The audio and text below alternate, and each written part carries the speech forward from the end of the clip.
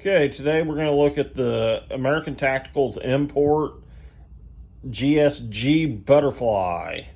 Many of you say that it's the same thing as a Sig mosquito, which I'm not going to lie. If you look at a Sig mosquito and this side by side, they are almost identical. Now first, we're going to take a look. See, it's not chambered. No ammunition in it whatsoever. This gun feels actually really good in the hand. Now, when you get it, you do get a extra recoil spring. And that recoil spring is, if you're shooting ammunition that's under 1,260 feet per second, you should switch recoil springs. So if you're shooting the cheaper 22s, go ahead and change your spring out. I know a lot of videos will tell you this thing jams up and everything else, but it's mainly due to the fact that they haven't changed the recoil spring or didn't know what it was for. Now, right here we have our slide release, which, since we don't have a mag in it, we can't. Oh, wait a minute, I'm sorry. Right here was the slide release. Up here is your decocker. And then here you have a striker safety, well, the hammer safety. And then it just brings the plate down in front of that, so no contact can be made. Very easy to manipulate. It is ambidextrous on both sides. To break it down, you got this little lever right here, which we are not going to break it down in a video today. We may have some pictures of it broken down just so you can see the internals. It does have a fixed barrel. The magazine is one thing that lacks being desired. It's a single stack magazine that only holds 10 rounds. Let's see if we can get zoomed in here. As you can see, from this point to this point, it's just all plastic part of the follower. So, you know, right here alone is probably 3 more rounds if you done a little modification. And then, as you can see, it's got a slide stop here that keeps it from going down even further. Now, there is a company, I do believe it's right around $25, maybe it's $15, that makes a new follower. So it's you get those, you know, about 3 extra rounds right there. And then they give you an extended base plate, so you can actually get, I think it was a total of 16 or 17 rounds into this factory magazine. Now, the bad thing about going with the extended base plate is you're no longer going to have your piece right here to pull down on to help you load everything.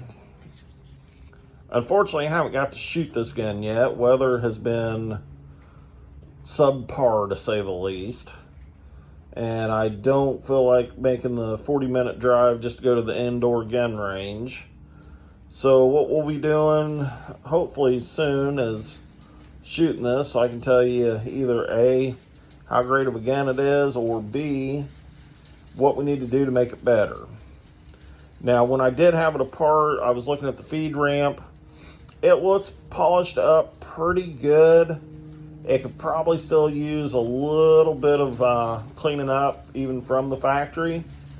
And I think between cleaning that up, changing the springs out, this is going to be a good firing gun under all circumstances. It does have a very heavy double action trigger, but see, I don't have the magazine in, so I cannot pull it all the way, nor am I going to put the magazine in because I do have stuff loaded. Now, when you put it into where you're running single action, very little take up. Right there's the wall, and then it's a nice smooth trigger. My guess would be it's probably about a 14-pound pull. in double action, roughly 4.5 to 5.5 pounds in single action. You do have a 3-slot Pictionary rail.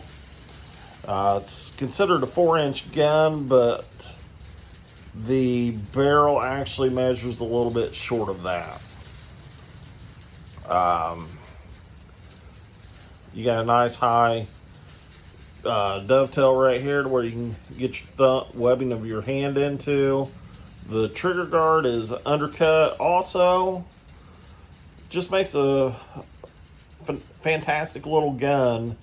For this one I paid $269 for, which a lot of that has to do with COVID right now. These guns typically run a little under $200 for the non-threaded barrel version. You can get the threaded barrel version for a little over $200, but right now ATI is just not keeping up with the supply and demand portion of it. The gun shop I went to wanted $299 for this, and they admitted to me that it was one they've had since the peak of COVID gun rush. So I asked them, hey, can you do a little better on the price of that? Because I hate to pay $300 for a gun that should only sell for about $185. And we finally agreed on $269.99. I do believe MSRP on this gun is $269.95. So I was basically just paying MSRP. I wasn't paying that high markup.